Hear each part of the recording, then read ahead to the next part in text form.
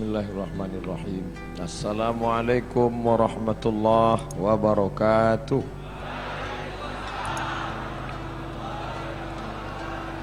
Alhamdulillah wassalatu wassalamu ala Rasulillah wa ala alihi wa sahbihi wa man tabi'ahu wa mawalah. Yang saya hormati keluarga besar PT Pertamina Pelaju Sumatera Selatan, yang sama-sama kita hormati Bapak dan Ramil, Bapak Kapolsek beserta seluruh jajaran yang dimuliakan Allah Subhanahu wa taala, para habaib, para ulama, tokoh masyarakat. Insyaallah kita semua dimuliakan Allah Subhanahu wa taala. Amin ya rabbal alamin. Kalau kita naik ketika nampak bintang, maka kita sudah tahu, oh ternyata posisi kita di selatan. Ketika kita sudah nampak bintang, orang yang sudah melihat bintang itu disebut mendapat hidayah. Artinya tahu dia menetapkan arah pulang mau kemana. Kalau kita bawa kendaraan dari Pekanbaru, Riau, mau pergi ke Sumatera Selatan, Palembang, mesti melihat petunjuk jalan yang sudah dibuat oleh Bapak Polisi. Belok kiri ke Medan, Sumatera Utara, belok ke kanan, Palembang, Sumatera Selatan. Siapa yang ikut petunjuk yang dibuat kepolisian itu, orang itu disebut mendapat hidayah. Artinya ikut saja, insya Allah sampai ke tujuan. Makanya selalu kita diajak oleh para ulama kita, semoga mendapatkan taufik dan hidayah. Taufik menyatu antara keinginan kita dengan keinginan Allah. Inginnya tidur pagi, inginnya tidur, tapi Allah mengatakan bangun. As-salatu khairum minan naum. Kita lawan hawa nafsu kita, kita ikut kehendak Allah, maka di situ kita disebut mendapatkan taufik, karena menyatukan keinginan kita dengan keinginan Allah. Orang yang mendapatkan taufik, maka orang itu mendapatkan hidayah. Dan semua yang mendapatkan hidayah mendapatkan taufik dari Allah. Mudah-mudahan kita senantiasa dalam taufik dan hidayah. Amin ya rabbal alamin. Nah, sudah jelas. Saya mau menjelaskan tentang hidayah. Lalu kemudian sifat orang yang mendapat hidayah itu apa? Siapa? Siapa saja yang mendapat hidayah? Jelas, minan nabiyyin, para nabi, wasiddiqin, orang yang benar, wasyuhada, orang yang mati syahid, wassalihin, orang-orang yang soleh, wa hasuna ulaika rafiqa, mereka itulah sebaik-baik teman, sebaik-baik sahabat. Lalu apa sifat orang yang mendapat hidayah itu? Rasanya bukan kebetulan orang yang menulis kaligrafi di dinding masjid ini menuliskan ayat itu pada bagian dinding yang paling depan. Na'udzubillahi minasyaitonirrajim.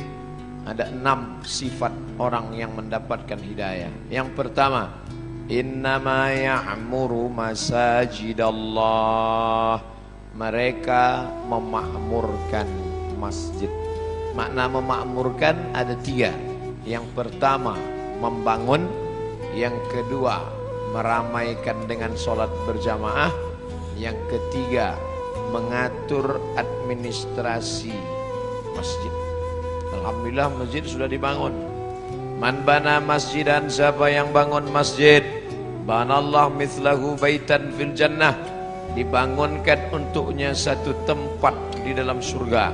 Maka setiap orang muslim mesti bertekad dalam dirinya, paling tidak ada niat, saya sebelum mati mesti bisa kalau berhasil nanti dagang, bangun masjid. Tanam sawit begitu juga, berhasil kebun ini bangun masjid. Tanam karet begitu juga, saya tanam kebun karet ini, kalau ada bangun masjid. Bisa tanahnya, alhamdulillah. Sampai bangunannya, alhamdulillah. Tidak bisa 1, 2, 3 sak semen. Tidak juga bisa 1, 2 kotak keramik. Tidak juga bisa 1 truk pasir, batu bata, kerikil, AC, kipas angin. Paling tidak pernah berkontribusi. Tidak bisa membangun masjid. Berarti tidak ada tempat di surga Pak Ustadz. Karena Nabi mengatakan, man bana masjidan, siapa yang bangun masjid, banallahu mislahu baitan fil jannah, dibangunkan satu tempat dalam surga. Bagaimana mau memboking tempat dalam surga? Bangun masjid. Tapi Allah Maha Adil. Tidak semua orang bisa bangun masjid. Lalu yang tidak bisa bangun masjid, bagaimana dia mau booking tempat di surga? Man shalla itsnatai asyrata raka'ah, siapa yang salat 12 rakaat bil yaumi wal lailah, sehari semalam, banallah, maka dibangunkan Allah untuknya satu tempat 12 rakaat, 2 rakaat sebelum subuh, 4 rakaat sebelum zuhur, 2 rakaat setelah zuhur, 2 rakaat setelah maghrib, 2 rakaat setelah isya. Pas 12 rakaat. 2 rakaat sebelum subuh, 4 rakaat sebelum zuhur, 2 rakaat setelah zuhur, 2 rakaat setelah maghrib, 2 rakaat setelah isya. Ada orang Islam kaya, bangun masjid, satu tempat dalam surga, rajin salat sunat qabliyah ba'diyah. Ini orang beruntung 2 kali. Yang lebih parah, sudahlah tak bisa bangun masjid, salat qabliyah ba'diyah pun tidak. Na'udzubillah. Oleh sebab itu maka Allah berikan kesempatan, Allah Maha Adil. Bangun masjid. Setelah masjid dibangun, memakmurkan masjid. Tidak hanya sekedar membangun, meramaikan dengan sholat berjamaah. Rasanya saya tidak perlu mengajak kita untuk mari ramai sholat berjamaah, karena sholat subuhnya saja sudah macam sholat Jumat. Kalau sholat subuh sudah seperti sholat Jumat, itu menunjukkan Palestina tak lama lagi akan merdeka. Ambil gambar nih dari depan, ambil dari belakang, kirimkan ke internet, Facebook, Instagram, supaya dilihat oleh tentara Israel, supaya mencret mereka di sana. Pasukan-pasukan dari Pelaju, Palembang, Sungai Grong akan datang membebaskan saudara di Palestina. Kenapa sholat subuh itu yang menjadi acuan? Karena melawan kantuk berat, payah. Zuhur insyaallah. Makanya bangga kita melihat anak-anak muda pakai baju seragam, pakai jaket, pejuang subuh. Pas zuhur tak datang. Rupanya dia di masjid lain. Oh, kenapa tak datang zuhur? Masjid lain Pak Ustaz. Ada yang masuk kampus, ada yang di kantor. Tapi untuk subuh tetap di lingkungannya masing-masing. Makna memakmurkan masjid, bangun masjid. Setelah masjid terbangun, ramaikan masjid. Setelah itu mengatur administrasi masjid. Ustadznya siapa, imamnya siapa, khotibnya siapa, petugas kebersihannya siapa, bagian keamanan siapa, yang menyiapkan kedatangan alim ulama siapa, siapa yang mengajar subuh di sini. Rutin Habib Mahdi datang. Ada kajian tafsir, ada kajian hadis, ada kajian fikih. Ini mesti diatur. Kadang kita tidak bisa menyalahkan jamaah. Kenapa jamaah tidak ke masjid? Ini jamaah sudah meninggalkan masjid. Ketika ditelusuri, rupanya administrasi masjid kurang tertib. Maka jamaah pun, maka kita banyak belajar dari Malaysia. Saya setiap bulan Februari 10 hari di Kuala Lumpur, Terengganu, Melaka, Negeri Sembilan, Ipoh, pindah-pindah. Di situ saya lihat daftar di depan. Senin malam Selasa fikih, Selasa malam Rabu akidah, Rabu malam Kamis tafsir, Kamis malam Jumat tak ada pengajian, wirid Yasin, Jumat malam Sabtu hadis, Sabtu malam Ahad tazkirah ammah, tablik akbar. Ngaji tak lama-lama, dari maghrib ke isya 45 menit, habis isya tanya jawab. Ditulis di mimbar Ustadz nomor WhatsApp. Anda bertanya, Ustadz menjawab. Jadi ngaji tak panjang-panjang. Beda dengan tempat kita. Tempat kita ngajinya setahun 4 kali aja. Maulid Nabi, Isra Mi'raj, Nuzul Quran, 1 Muharram. Pengajian sampai jam 2, subuh kosong. Nah ini mesti diperbaiki. Bukan berarti ulama dulu salah, tidak. Mungkin itu langkah pertama, memang begitu kelasnya dulu. Tapi sekarang mesti ada perbaikan. Panggil Habib Mahdi, Habib Ali Karar Al-Haddad, Habib Qasim, para ulama kita, Ustadz Taufik, Ustadz Muhammad Ali, Ustadz, banyak Ustadz kita datangkan, Ustadz Masfurah, spesialisasi mereka bidang apa? Ini hadis aja, satu pertemuan satu hadis. Yang ini tafsir saja, tafsir surat-surat pendek. Yang ini buat request, Ustadz siapa yang perlu kita undang. Nah, jadi aspirasi jamaah, sehingga jamaah menjadi merasa perlu datang ke masjid. Karena banyak setelah ditanya-tanya, kenapa jamaah tidak mau datang ke masjid? Itu aja pengajiannya Pak Ustadz. Khutbah Jumat sabar, pengajian subuh sabar, pengajian zuhur sabar. Melihat ustadznya udah tahu judulnya, itu sabar.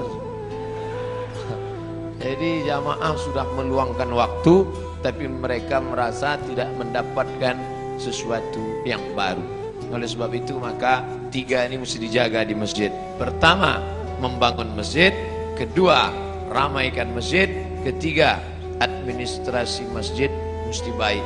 Saya yakin dan percaya Masjid Komplek Pertamina Pelaju Sumatera Selatan ini 3-3-nya sudah berjalan. Mari kita tingkatkan insyaallah. Amin. Pembangunannya tak ragu lagi. Di mana-mana kadang masjid untuk mencari keramik lantai masjid pun payah. Masjid kita keramiknya berlebih, memanjat sampai ke dinding. Kadang di beberapa masjid kita ceramah kepanasan, tak ada kipas. Di sini lengkap, kipas ada, AC ada, tapi panas juga. Karena memang ini sudah over capacity. Nah, jadi artinya masjid sudah bagus, sudah cantik. Masalah sholat berjamaah sudah ramai. Administrasi didatangkan Ustaz. Ternyata jadwal saya kemari, entah sengaja atau tidak, setahun sekali. Dulu datang ke Pertamina, berjumpa dengan Bapak Ibu bulan November, dan sekarang juga bulan November. Nampaknya kemari November 2019. Bapak Ibu yang dimuliakan Allah SWT, ini harus terus kita manfaatkan. Tadi saya janji menurut ayat ini ada 6 sifat orang yang dapat hidayah. Pertama, memakmurkan masjid dengan pengertian 3. Bangun, ramaikan, atur administrasinya, tertib administrasi. 2. Man amana billah, akidahnya benar, la ilaha illallah. Kenapa didulukan bangun masjid baru beriman kepada Allah? Karena ternyata ada orang yang bangun masjid tapi tidak beriman kepada Allah. Ini Ustaz Somad ngawur. Mana ada orang bangun masjid tak beriman? Ada. Masjid apa? Masjid untuk kampanye. Kata pepatah Melayu, kalau tak ada berada, takkan tempua bersarang rendah. Burung tempua sarangnya di atas pokok kelapa, tapi kalau sudah padi menguning, dia akan turun ke bawah. Dan itu terjadi di zaman sekarang. Padi menguning itu berapa lama? 5 tahun sekali. Musim-musim kampanye. Orang mulai nyumbang untuk masjid, masuk ke masjid, pakai sorban, pakai peci, pakai koko, pakai sarung, tapi tak sunat. Dan banyak orang terkecoh, disangka ustadz, rupanya KW. Masjid dibangunnya. Ustadz tahu dari mana? Masuk SMA, SMS, WhatsApp, datang nanya, Ustadz, apa hukumnya si fulan bangun masjid, nyumbang untuk masjid? Saya bilang jangan ambil, karena pasti ada udang di balik pempek. Ada niat di balik itu semua. Ada tujuan terselubung. ada kepentingan, maka jangan. Datang dia ngasih duit, ambil duitnya, jangan coblos orangnya. Setuju? Ambil duitnya, serahkan ke fakir miskin, anak yatim. Setuju? Tak sama bunyinya macam yang pertama tadi. Makanya prinsip dalam Islam, man amana billah la ilaha illallah. Saya yakin semua yang datang subuh ini tidak ada tujuan lain, langkah kaki dari rumah, bismillah tawakkaltu 'alallah la haula wala quwata illa billah. Salat, usolli fardhu subhi rak'ataini adaan ma'muman lillahi ta'ala. Puasa, nawaitu shawma ghadin ala da'i fardhi syahri ramadhan hadhihi sanati lillahi ta'ala. Haji, labbaik Allahumma labbaik labbaik la syarika laka labbaik. Ketika engkau persekutukan, kau duakan Allah dengan yang lain, hilang amal. Lain asyrakta, kalau kau syirikkan Allah, kau duakan Allah, kau persekutukan Allah, la yahbatanna amaluka, gugur amalmu. Maka ciri orang yang mendapat hidayah yang kedua, man amana billah, jangan rusak tauhid, akidah kepada Allah. Ini kadang anak-anak lajang ini gara-gara lama dapat jodoh rusak tauhidnya. Iyyaka na'budu wa duku nasta'in. Nyembahnya tetap sama Allah, mintanya ke dukun. Kata dukun, kalau kau mau cepat dapat jodoh, ambil 7 bunga. Bunga melati, bunga mawar, bunga ros, bunga kantil, bunga tai ayam. Nanti di blender. Nah, udah di blender, nah, kau minumlah. Setelah minum nanti bangkit aura merah. Begitu diminum, merah muka. Rupanya radiasi. Pergilah batu rubi berwarna merah, maka aura merah akan bangkit, wajah akan merah, biji mata merah. Ini tak betul. Kalau memang tak boleh pakai cincin, kenapa Ustaz pakai? Saya hanya sekedar suka saja. Pakai batu tak apa-apa, tapi meyakini bahwa batu memberikan efek sesuatu, rusak la ilaha illallah kita. Kadang orang ini suka mancing-mancing. Ustaz pakai cincin ada khasiat-khasiatnya. Ada, saya bilang. Apa khasiatnya? Kalau dipakai, duduk di rumah makan, tak bayar. Hebat Pak Ustaz, duduk aja, jangan makan. Masih percaya dia dengan yang begitu-begitu. La ilaha illallah. Kita dalam Islam diajarkan berani berkata la ilaha. La ilaha, tak ada lagi batu-batu. La ilaha, ada lagi dukun-dukun. La ilaha, tak ada lagi gelang-gelang. La ilaha, tidak ada lagi sembahan-sembahan. La ilaha illallah. Murni. Inna salati wa nusuki wa mahyaya wa mamati lillah. Jangan rusak lagi. Yang nampaknya kita tak jadi nikah. Kenapa? Persiapan pernikahan sudah siap, ternyata menurut ramalan kita tak cocok. Aku Taurus, engkau Pisces. Taurus ini kambing, Pisces ini ikan. Ikan tak cocok sama kambing. Tak jadi nikah hanya gara-gara ramalan. La ilaha illallah Muhammadur Rasulullah.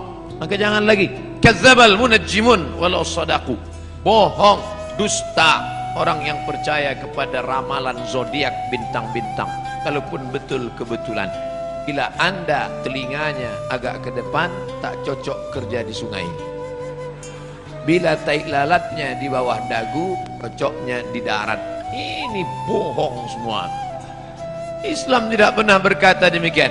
Fa idza azamta, kalau kau sudah tekad, fatawakkal 'ala Allah.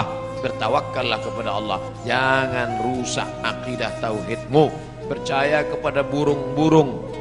La tiarata, tak boleh.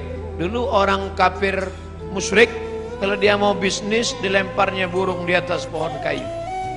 Lempar. Kalau burung itu terbang ke arah negeri Syam, berarti sial. Syukmu, Syam, sial. Kalau pergi ke arah Yaman, Yamin, beruntung, lempar. Ke arah Yaman, ayo lanjutkan. Kalau ke arah Syam, berarti sial. Kalau mau bisnis, diambil anak panah 3 biji. Anak panah disimpan dalam Ka'bah, digoncang. Pergi atau tak pergi? Ambil anak panah. Pergi, ya pergi. Tidak pergi, jangan pergi. Kosong, Anda belum beruntung, goncang sekali lagi. Ini dibatalkan dalam Islam. Maka dalam Islam diharamkan innamal ghamru wal maisiru wal ansabu wal azlamu khamar. Namal ghamru wal maisir, judi, wal ansabu, menyembelih binatang untuk berhala, wal azlam, mengundi nasib, rijsun, najis, min amalis syaitan, perbuatan setan, fajtanibuh, jauhi. Ciri orang yang mendapat hidayah, dia berserah diri hanya kepada Allah, tapi tetap ada usaha. Jangan tidak ada usaha. Jangan nanti yang lajang-lajang, yang gadis-gadis, kamu tak ada usaha untuk jodoh. Kalau memang sudah takdir Allah, tak akan kemana. Tetap ada usaha. Contoh, ini kue kotak Nengs Bakri. Ini kan memang ditakdirkan untuk saya ini kan. Memang untuk saya. Tapi saya tak ada usaha untuk membuka kotaknya. Masuk dia ke mulut saya. Tidak, menganga dari itu. Mesti ada usaha untuk membuka kotaknya, lalu memilih-milih kue yang mana. Berapa biji kue? Pilih yang ini atau ini. Mesti ada usaha mengambil paralotnya, lalu ditusukkan ke botol, ke gelasnya. Ada usaha. Usaha itu disebut dengan ikhtiar. Itulah ahlus sunnah wal jamaah. Kalau tidak ada usaha, hanya pasrah saja, itu namanya Jabariyah. Orang Jabariyah kata dia tak ada usaha, takdir saja. Bang, abang tak kerja. Kalau memang rezeki kita datang sendiri, adinda, tak usah kerja-kerja. Nanti kalau ada suami ibu macam itu Jabariyah. Kalau itu ibu tak usah masak. Nanti jam-jam 9 dia lapar, nanya, mana makanan kita? Kalau sudah takdir Allah, datang sendiri dia. Orang gitu mesti gitu membalasnya. Orang Jabariyah ini tak ada usaha sama sekali. Diam aja.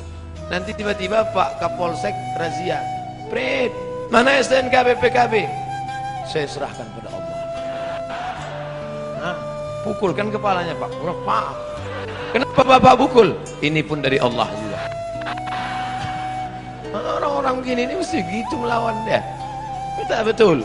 Allah kasih kita kudrat, Allah kasih kita iradat, Allah kasih kita sama, Allah kasih kita basar, Allah kasih kita kalam, supaya kita berusaha. Makanya doa keluar masjid, Allahumma inni as'aluka min fadlik, beri aku rezeki. Kenapa keluar masjid minta rezeki? Karena keluar masjid idza qudiyatis shalah, kalau salat sudah dilaksanakan, fantashiru fil ard, bertebaran di atas muka bumi, cari rezeki, wabtaghu min fadlillah, cari karunia Allah. Ciri orang yang dapat hidayah yang pertama, memakmurkan masjid. Yang kedua, beriman kepada Allah. Yang ketiga, wa aqamas shalah. Salat bukan somat. Salat. Mudah-mudahan anak-anak gadis yang rajin salat subuh ini mendapatkan suami yang rajin pula salat subuh. Karena kalau kalian anakku yang sudah solehah, yang sudah cantik, yang sudah rajin sholat, tiba-tiba dapat laki tak sembahyang, tak satu dua curhat masuk ke HP saya. Ustadz, dulu saya sangka nikah sama dia bahagia, ternyata Pak Ustadz, cuman rasanya bu, macam tidur sama babi hutan. Tak sembahyang. Walaupun hidup 1000 tahun, kalau tak sembahyang apa gunanya? Walaupun hidup 1000 tahun, kalau tak sembahyang apa gunanya? Nanti kalau bapak ibu kebetulan pergi umrah, ada mihrab dalam taman Raudhah Masjid Nabawi, tempat sholat Nabi. Ini Raudhah, ini mihrab namanya. Di sebelah kiri ada tertulis as-salatu imaduddin, sholat tiang agama. Kenapa atap masjid kita kokoh? Karena ada tiang. Kalau tak ada tiang, hancur. Puasa melayang, zakat terbang, haji hilang karena tak ada tiang. Tiang dari segala amal adalah sholat. Dan sholat waktunya tak boleh digeser. As-salatu ala waktiha. Apa kata panitia tadi malam? Ustadz Somad, jam 4 kami tunggu di pintu. Maka jam 4 kurang 5 saya sudah siap di ruang tamu. Nggak boleh. Saya tahu ini orang-orang Pertamina ini disiplin. Kalau sampai meleset sedikit ditinggalkan ya kita. Maka saya tunggu. Betul. Tapi saya tak bertanya karena dia Pekanbaru sholat subuh jam 5. Ini kok cepat? Betul. Saya tak tanya. Saya jarang saya nanya-nanya. Masa LCMA nanya? Yalah Pak. Pokoknya siap-siap. Sedangkan janji sama Allah tak boleh digeser, apalagi sama manusia tak kita geser, apalagi sama Allah. Ini sekarang banyak yang geser janji sama Allah. Pelembang sholat subuh jam 4 lewat sedikit, dibuatnya sholat subuh jam 8. Bangun jam 8, tutup pintu, rapatkan gorden, matikan lampu. Sholli fardhu subhi. Allah. Datang maknya buka pintu, nengok. Alhamdulillah, anakku sejak ikut ngaji sama Habib Mahdi ini, sholat duhanya pun pakai kunut. Allahumma hdina fi man hadai. Hebat. Ustadz Somad boleh nanya Ustadz? Boleh. Ustadz kan biasanya jawab pertanyaan pakai 4 mazhab. Menurut Hanafi, menurut Maliki, menurut Syafi'i, menurut Hambali. Kira-kira sholat duha pakai kunut itu mazhab apa ya Pak Ustaz? Mazhab kesiangan. Janganlah sholat itu digeser waktunya. Sudah tepat. Inna salata kanat 'alal mu'minina kitaban mauquta. Sudah waktunya tepat, jangan digeser-geser. Pokoknya datang sholat berjamaah. Allahu Akbar, Allahu Akbar. On time, datang. Sab'atun yuzilluhumullah. Ada 7 golongan yang akan mendapatkan naungan Allah. Yauma la zilla illa zilluh. Hari itu tak ada atap, hari itu tak ada terpal, hari itu tak ada tenda, hari itu tak ada naungan. Tapi dia mendapatkan naungan di padang mahsyar. Siapa dia? Rajulun qalbuhu mu'allaqun fil masajid. Anak-anak muda yang hatinya tergantung di masjid. Mudah-mudahan anak-anak muda di Pertamina inilah insyaallah. Kenapa Ustaz sebut anak muda? Kenapa tidak orang tua? Kalau orang tua ke masjid memang udah wajar. Kapan lagi? Udah diintai-intai malaikat maut. Tapi anak muda yang mestinya subuh ini molor tidur, tapi datang berjamaah. Padahal tadi malam sudah tablik akbar. Subuh tetap on time datang. Inilah anak muda yang dikatakan Allah dalam Al-Quran. Innahum fityatun amanu bi rabbihim wazidnahum huda. Mereka sekelompok anak muda yang beriman kepada Allah, ditambah Allah hidayah mereka. Mereka adalah ashabul kahfi. Oh, kalau gitu kami komunitas anak muda ini buat kelompok lah Pak Ustaz. Ya, apa nama kelompoknya? Kelompok komunitas anak muda ashabul kahfi. Apa programnya? Tidur aja. Mereka ditidurkan Allah karena dikejar oleh raja yang zalim, sampai akhirnya mereka tiba-tiba terbangun. Wal yatalattaf wala yush'iranna bikum ahada. Hai anak muda yang bangun, tolong kau pergi ke pasar beli makanan, tapi jangan gerasak gerusuk, tenang-tenang supaya orang tak tahu. Diam-diam mereka beli makanan, penjual makanan mengambil duit, begitu orang ditengok, rupanya duit itu sudah expired, tak laku. Kenapa? Salah sami'ati wasdadu tis'a. Mereka tertidur di dalam gua 309 tahun. Bayangkan ada anak muda datang ke Palembang mau beli makanan, beli tekwan. Tiba-tiba ditengok duitnya tahun 1700. Zaman Syekh Abdul Somad Al-Falembani. Mentang-mentang nama sama itu yang disebut. Bayangkan apa yang terjadi saat itu. Ini ada anak muda.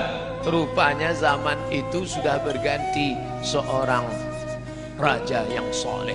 Raja yang soleh mengunjungi mereka ke dalam gua. Ditengok anak-anak muda terkapar, tertidur. Tak lama setelah itu mereka pun meninggal dunia. Allah hanya ingin menceritakan. Tapi ada pula di situ seekor anjing. Ini sungguh berita tidak penting. Untuk apa Allah cerita ada anjing bersama anak-anak muda itu? Ternyata Allah mau ceritakan walaupun seekor anjing kalau berkhidmah untuk orang soleh tetap juga disebutkan Allah dalam Al-Quran. Anjing najis kotor tapi berkhidmah untuk Ashabul Kahfi diceritakan Allah dalam Al-Quran. Tapi jangan gara-gara ini habis pengajian ini sebuah membeli anjing. Cerita itu tentang Bani Israel dan cerita tentang memelihara anjing sudah mansuh, tidak ada dalam syariat Nabi Muhammad sallallahu alaihi wasallam. Artinya bapak ibu yang di rumahnya ada anjing, lepaskanlah yang lagi melihara anjing. Siapa yang memelihara anjing, amalnya satu hari dikurangi sebesar Bukit Uhud. Bukit Uhud itu panjangnya 7 km. Amal dia sehari sebesar bisul. Jadi tiap hari amalnya min. Siapa yang di rumahnya ada anjing, malaikat tidak masuk. Yang tak masuk itu malaikat rahmat, malaikat maut tetap. Kalau malaikat maut tak masuk, udah lama saya pelihara anjing herder 3. Bapak ibu yang dimuliakan Allah, artinya apa? Istiqomah solat berjamaah. Wahai anak-anak muda, kalian buatkan komunitas anak muda pencinta masjid. Alhamdulillah sekarang sedang tren komunitas. Saya di beberapa tempat ketemu komunitas anak-anak muda. Apa komunitas kalian? Jombloan sejati. Tulisan logonya say no to bonceng. Mantap. Kalian apa komunitasnya? Ini Pak Ustaz, saya dikasih mereka di Yogyakarta, dipasangkan mereka pemasangan jaket kepada Ustaz Abdul Somad, tulis di belakang born to ride, ride to Jannah, lahir untuk mengendara menuju surga. Anak geng motor, mantap. Dipasangkan ke saya pun langsung ke airport. Habis subuh pasang langsung ke airport. Semua orang di airport nengok saya. Rupanya jaket itu dipasang naik motor, saya naik pesawat. Tak cocok. Artinya apa? Komunitas anak muda ini tetap dijaga dan mereka tetap sholat berjamaah di masjid. Habis waktu. Cepat betul. Saudara yang dimuliakan Allah Subhanahu wa taala, memakmurkan masjid sudah. Beriman hanya kepada Allah sudah. Menegakkan sholat sudah. Masuk yang keempat, wa ataz zakah, berzakat. Orang yang sudah sholat tapi tak berzakat, maka tak ada gunanya, karena dia makan haram. Di dalam duit kita itu ada zakat. Zakat orang dititipkan Allah kepada kita. Ada orang diuji kakinya, lulus. Diuji kakinya sholat berjamaah, lulus. Diuji matanya sholat tahajud, lulus. Diuji kantongnya, di situ baru kelihatan. Nama siapa? Pelit bin bakhil bin medit bin kedekut. Ini orang na'udzubillah. Oleh sebab itu maka keluarkanlah zakat. Bapak sudah bayar zakat? Tiap tahun saya bayar zakat Pak Ustaz. Berapa? 2,5 kilo. Itu zakat fitrah. Zakat pendapatan 2,5%. 85 gram emas murni.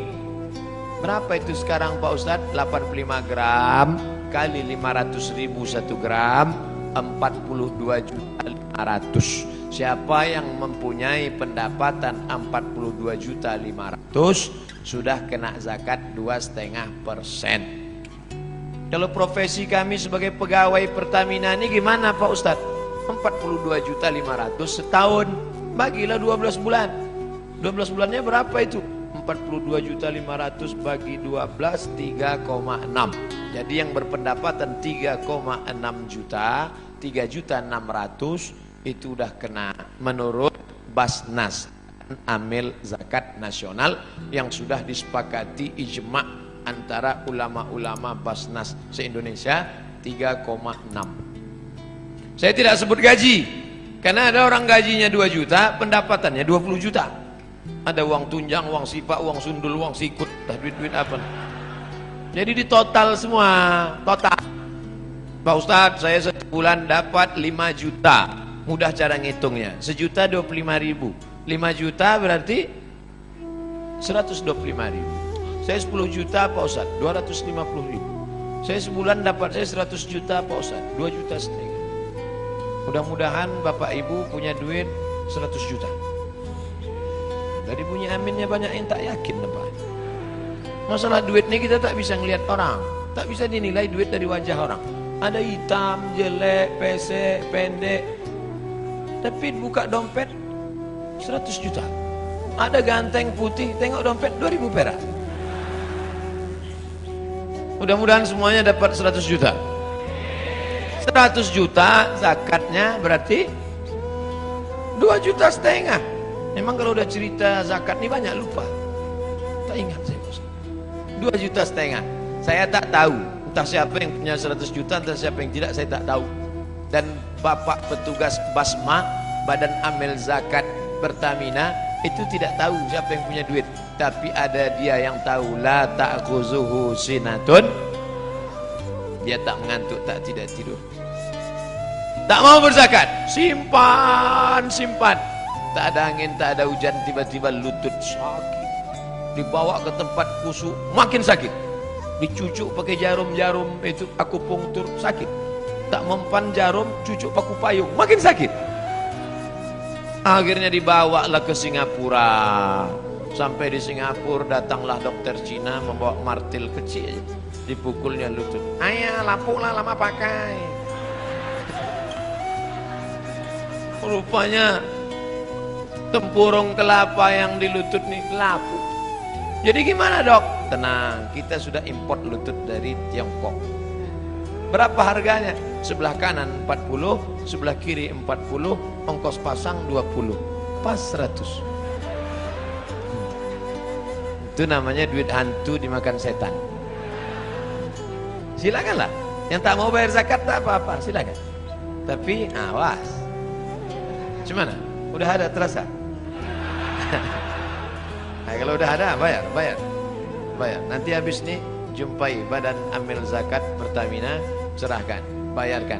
Ustadz, bagusnya saya bayar, saya dapat sebulan 4 juta Pak Ustadz. 25.000 berarti 100. Apakah bagus saya bayar tiap bulan 100 atau saya tunggu setahun 1.200.000 tiap bulan? Tiap bulan serahkan. Ah, kan sama aja. Sebulan 100, setahun 1.200.000, kan sama. Duitnya sama, setannya tak sama. Kalau 100.000 ringan, kalau sudah terkumpul 1.200.000, allazi waswisu fi sudurin nas. Yang berbisik itu siapa? Minal jin. Nah, kalau jin yang berbisik, senang, kita baca ayat kursi selesai. Ini yang berbisik ini nas, sekantor sama kita, sama-sama orang Pertamina juga. Mau kemana bro? Mau bayar zakat ke Basma. Berapa? 1.200.000. HP baru 1.100.000. Kita bacakan ayat kursi, hafal pula dia dari kita lagi. Nanti kalau ada kawan begini, bacakan juga ayat kursi. Tembuskan ya Allah qayyum la ta'khudhuhu sinatun wa la nawm. Oleh sebab itu bayar zakat. Yang paling tinggi zakat. Di bawah zakat infak. Di bawah infak sedekah. Apa beda infak sama sedekah Ustaz? Infak materi. Wa anfiqu min thayyibati ma kasabtum. berikanlah hasil usahamu. Infak itu materi, kalau sodakoh non materi. Makanya dalam hadis dikatakan tabassumika fi wajhi akhika sodakoh, senyummu ke wajah saudaramu sodakoh. Allah Maha Adil. Kalian yang bisa ngasih sedekah duit, sedekah. Kalian yang bisa ngasih infak duit, infak. Infak kipas angin, infak AC, infak lampu. Tapi yang tak bisa ngasih infak, sodakoh. Artinya apa? Kau yang berduit kasihlah duit. Yang tak bisa ngasih duit senyum aja. Misal jumpa orang, udahlah duit tidak, senyum tidak. Asal jumpa muka macam jeruk purut dipijak gajah. Oleh sebab itu makanya yang paling tepat untuk kotak masjid itu adalah kotak infak. Jangan buat kotak sodako, kotak infak biar dia ngasih duit. Kalau kotak sodako, itulah senyum aja deh.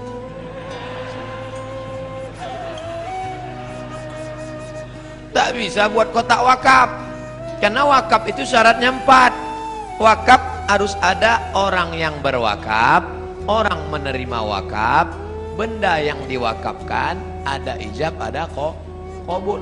Tak bisa dibuat di situ kotak wakaf, karena kita tak pernah akad ke kotak. Mana pernah kita, hai kotak, aku kasih duit ini, kata kotak itu, aku terima, aku terima, aku terima. Oleh sebab itu yang paling tinggi zakat, di bawah zakat infak, di bawah infak sedekah. Lalu kemudian yang lebih khusus lagi namanya wakaf. Bapak Ibu yang ada tanah, wakafkanlah. Ini tanah 1 hektar saya wakafkan untuk SMP Islam di kota Palembang. Kami tak tahu ngurusnya Pak Ustadz. Datangi Mas Puroh, Ustadz Habib Mahdi, datangi Habib Qasim, hubungi Ustadz Solhas, hubungi Ustadz Taufik, hubungi Ustadz King, minta kepada mereka tolong kelola tanah kami. Ini tanah sejauh mata mandang, untuk apa? Tanah mati kita, habis anak berkelahi gara-gara tanah. Tanah yang 1 hektar kita wakafkan untuk sekolah, itulah yang akan mengalir untuk kita mati. Bapak-bapak, tanah bapak banyak. Begitu bapak meninggal, dijual ibu itu. Habis itu nikah dia sama Bronis. Dibuatlah rumah cantik besar.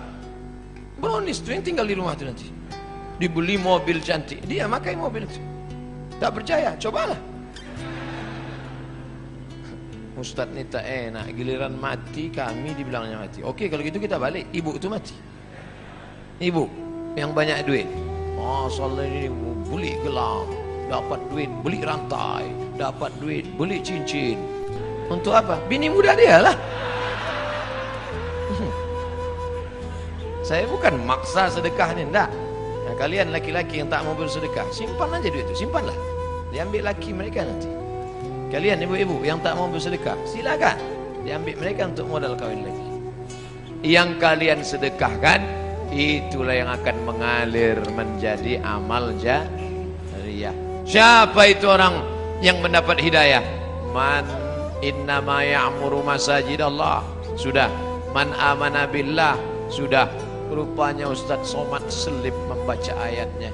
Jamaah pula segan mengingatkan, padahal ayatnya ada di atas itu dia. Innama ya'muru masajidallah man amana billah wal yaumil akhir. Dunia ini akan berakhir. Kita ini macam bunga kuntum, mekar, harum, wangi, layu, mati. Ada bunga yang tak layu-layu Pak Ustaz? Mana? Bunga kacang. Ini bunga mati. Kita bukan benda mati. Yang dulu ulama-ulama besar, raja-raja utama, Sultan Mahmud Badaruddin, mana dia sekarang? Meninggal dunia. Tapi orang bangga menyebut dia. Kenapa? Karena dia pro kepada Islam. Syekh Abdul Somad Al-Flimban, mana dia sekarang? Meninggal. Tapi orang bangga menyebut namanya. Sampai sekarang di Riau, di Kabupaten Pelalawan, bukunya masih tetap dibaca. Nama kitabnya Sayrus Salikin. sair perjalanan, salikin orang yang berjalan menuju Allah Subhanahu wa taala. Bapak Ibu pergi ke Masjid Raya Kabupaten Pelalawan Provinsi Riau, masih dikaji kitab Sairus Salikin. Dulu Ustadz Muhammad Sani namanya, Ketua Majelis Ulama yang membacakan kitab itu. Kitab ulama Palembang masih dibaca di Riau sampai hari ini. Sairus Salikin Syekh Abdul Somad Al-Falembani. Tapi dia bukan cuma pandai baca kitab. Syekh Abdul Somad Al-Falembani cuma baca kitab di masjid. Enggak. Dia dengar ada kerajaan di Malaysia namanya Kerajaan Kedah berperang dengan Siam. Siam itu Thailand. Thailand berperang dengan Kedah. Ditinggalkannya Palembang, pergi dia ke sana berjihad fi sabilillah. Ternyata ulama-ulama dulu adalah ulama yang siap perang, siap membela Islam, melawan orang yang menghancurkan Kedah, kerajaan Melayu Islam. Terbang dia ke sana. Ulama besar dari Makassar, Syekh Yusuf Al-Makassari, Tajul Khalwati, melawan Belanda, dicampakkan Belanda ke Cape Town, Afrika Selatan.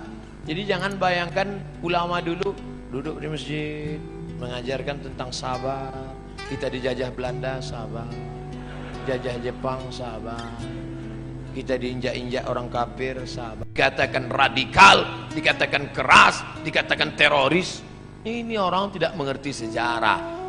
Di Ponegoro, Sultan Badaruddin, Mahmud Badaruddin, Sultan Syarif Qasim, Sultan Nuku dari Tidore, itu dulu adalah penjahat-penjahat di mata Belanda.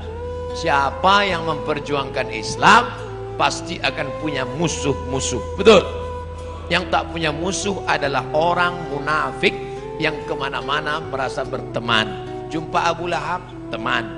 Wa idza khalau ila syayatinihim, kalau mereka berjumpa dengan setan-setan mereka, qalu, mereka berkata, inna ma'akum, kami dengan geng kalian setan. Kalau jumpa dengan orang beriman, kami dengan kalian. Jumpa dengan setan, kami dengan kalian. Bermuka dua, muzabzabina baina dzalik, la ilaha ula wa la ilaha ula. Tidak kemari, tidak ke sini. Ini Ustaz Somad, ini Ustaz keras. Dah, saya suaranya yang keras, hati lembut. Saudara yang dimuliakan Allah Subhanahu wa taala, siapa itu orang yang dapat hidayah? Innama ya'muru masajidallah, memakmurkan masjid. Man amana billah, la ilaha illallah, tauhidnya bagus. Wal yaumil akhir, percaya kepada dunia akan berakhir, kita akan mati, tinggal semua ini semua yang akan dibawa iman dan amal soleh. Wa aqamas shalah, rajin istiqomah salat. Wa ataz zakah, membayar zakat. Yang terakhir, yang keenam, walam yakhsha illallah, takutnya sudah hilang, tak lagi ada takut dalam hatinya, karena takutnya sudah habis hanya kepada Allah.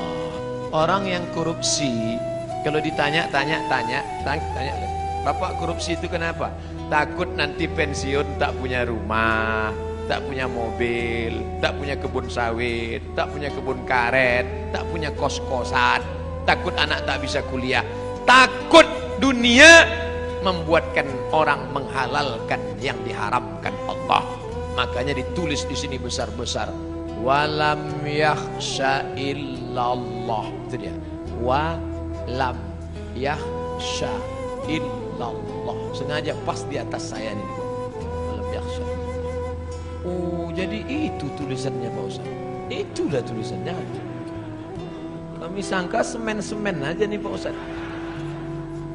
Sengaja ini kaligrafi yang dipilih supaya apa? Supaya semua orang Pertamina di sini tahu bahwa dia mengukur dirinya. Aku ini termasuk orang yang sudah dapat hidayah atau tidak. Alhamdulillah Ustaz. Setelah Ustaz jelaskan 66 sifat ini ada dalam diri kami. Alhamdulillah. Satu pun tak ada, na'udzubillah. Baru ada 3, tambah lagi. Kami tak berdaya. La haula wala quwata illa billah. Jangan takut menghadapi hidup. Walam yakhsha illallah. Makanya ibu-ibu itu paling kuat dia. Meninggal suaminya, anaknya ada 3, tak ada dia takut. Tak menangis dia waktu suaminya meninggal. Ibu tak nangis, tak takut masa depan. Tidak Pak Ustaz. Kenapa? Banyak harta warisan. Tak nangis ibu? Tidak. Kenapa tak nangis? Udah lama aku tunggu. Bapak ibu yang dimuliakan Allah, Siapa yang tak ada rasa takut dalam hati? Kita tetap takut. Yang membuang takut itu Allah. Ala inna awliya Allah. Kalau sudah kalian dekatkan diri kepada Allah, bagaimana sifat orang itu? La khaufun alaihim wala hum yahzanun. Dicabut Allah takut, dicabut Allah sedih. Itulah yang merusak hati orang modern. Takut, sedih, penyakit stres, depresi, jantung koroner, diabetes meletus, asam urat naik gara-gara terlampau takut, sedih. Apa beda takut sama sedih? Sedih terhadap masa lalu, takut terhadap masa depan. Yang kuliah takut tak selesai S1. Yang sudah S1 takut tak kerja. Yang udah kerja takut di PHK. Yang udah kerja takut tak bisa nikah. Yang udah nikah takut tak punya anak. Yang udah punya anak takut tak bisa nikah sekali lagi. Istri pertamanya meninggal. Ibu mau marah. Takut terhadap masa depan. Maka menghilangkan takut itu dengan apa? Falyabudu rabb hadzal bait. Banyak-banyak engkau beribadah di rumah Allah ini. Kalau engkau banyak beribadah, Allah janjikan dua. Apa dia? At'amahum min ju'. Kalau kau lapar dikasihnya makan. Wa amanahum min khauf. Kalau kau takut dikasihnya aman. Ibu-ibu yang merasa takut banyak-banyak beribadah. Kalau kau lapar dikasihnya makan. Saya nggak percaya Pak Ustaz. Saya lapar, udah beribadah, kenapa tak ada? Tengok, langsung dapat kue kotak. Dan kabar gembira, setelah ini akan ada sarapan bersama di rumah masing-masing. Panitia udah cemas sudah tadi. Ini gawat Ustaz. Kaji kita kan tentang takut. Jangan takut. Insya Allah saya tak salah cakap. Jadi kalau ada terasa takut adik-adik, nanti KKN tiba-tiba ditempatkan di suatu desa, disuruh ngasih kata sambutan, takut menggeletar. Assalamualaikum. Apa kalian takut? Yang kuhadapi ini manusia. Aku manusia. Pak Kades, Pak Kapolsek, Pak Dandim, Pak Danramil, Pak Kapolda, Pak Kapolri, ini semua manusia. Sampaikan, manusia yang kuhadapi, sama-sama manusia. Bismillahirrahmanirrahim. La haula, hilangkan takut. Tapi dalam hati aja, yang perlu dicakapkan ke depan mereka. Hai kades-kades, kalian manusia semua. Aku mau, jangan begitu. Cukup dalam hati kita saja. Jangan aku, jangan sombong. Takut, ngeri, cemas, di mana letaknya? Di jantung. Ala fil jasadi mudghah. Ketahuilah di dalam dirimu itu ada segumpal. Idza salahat salahal jasadu kulluh. Kalau di jantung itu baik, yang lain ikut baik. Kalau sudah jantung bermasalah, maka yang lain ikut bermasalah. Makanya Bapak Ibu dengar kabar Syanu meninggal mendadak kemarin. Kenapa? Sakit jantung. Pernah tak dengar? Syanu meninggal kenapa? Kena kurap jantung. Maka jantung itu mesti dinormalkan. Dengan cara apa? Ala bidzikrillahi tatmainnul qulub. Banyak-banyak berzikir mengingat Allah, maka jantung akan normal. Kalau terasa jantung tak normal, letaknya di dada sebelah kiri. Coba Raba pegang. Yang dipegang dada kita, jangan dada kawan. Normalnya. Orang yang tak normal tuh banyak-banyak zikir. La ilaha illallah, la ilaha illallah. Maka goyang kepalanya itu ke kiri. La ilaha illallah, la ilaha illallah, la. Ini banyak orang yang zikir goyang kepala. Kau kenapa goyang? Entah, tengok orang goyang, aku goyang pula. La ilaha illallah. Allah, Allah, Allah, Allah, Allah, Allah, Allah, Allah, Allah, sampai mati. Karena nanti yang terakhir keluar dari mulut kita, la ilaha illallah. Habis. Itulah sifat 6. Makanya ditutup ayat ini dengan fa'asa ulaika ayyakunu minal muhtadin. Mereka itu ada 6 sifat orang yang dapat hidayah. Mana bahannya? Pergi kau ke masjid, aku baca di dinding. Innama ya'muru masajidallah man amana billah wa bil yawmil akhir wa aqama as-salah wa ata az-zakah wa lam yakhsha illa Allah. Fa'asa ulaika ayyakunu minal muhtadin. Mudah-mudahan kita termasuk orang yang dapat hidayah insyaallah. Itulah yang selalu kita minta tiap pagi petang 17 kali. Ihdinas siratal mustaqim.